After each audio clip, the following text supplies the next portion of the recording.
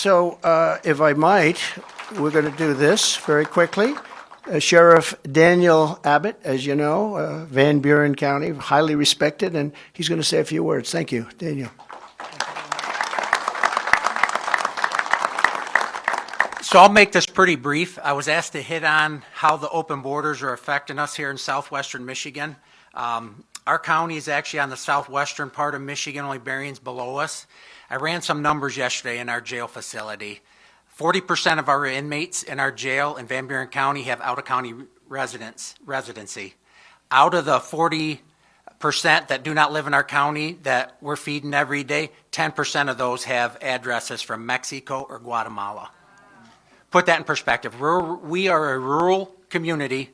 10% of the folks in our jail are from Mexico or Guatemala. They're not in our jail by coincidence. We didn't just see them walking down the road and saying, you know what, I don't think you belong here. They're in our jail because they committed crimes. If you look at the heinous crimes that they committed, the one that really jumped out at us is all the violent sex crimes. And it's not just against adults. It's against our children as well in our community, and that's appalling. To go even further on that, with the open borders the way they are, when President Trump was in office, our narcotic unit was buying a ball of meth, which is 3.5 ounces of meth, for $300 to $350 for a ball. As of this past week, a ball is $85 because the market's flooded by the tons coming across the open borders and semis. And when I say tons, I mean tons. It used to be a thing of the past, or it is a thing of the past, folks doing making the meth in their own residences. They don't do it anymore because the cartel's bringing it in by the tons.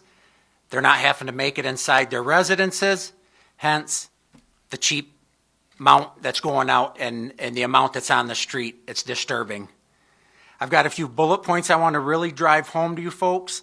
Career law enforcement officers have faced incredible challenges these past 4 years for several reasons.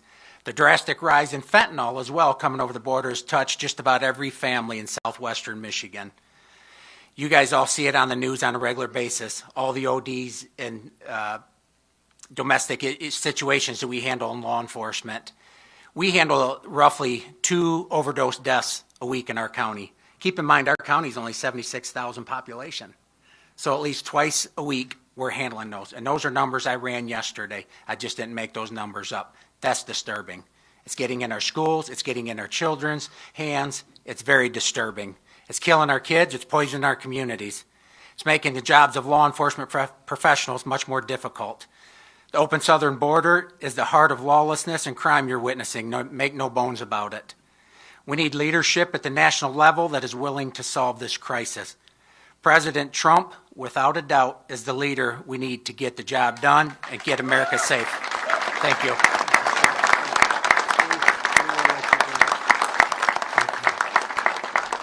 Thank you very much.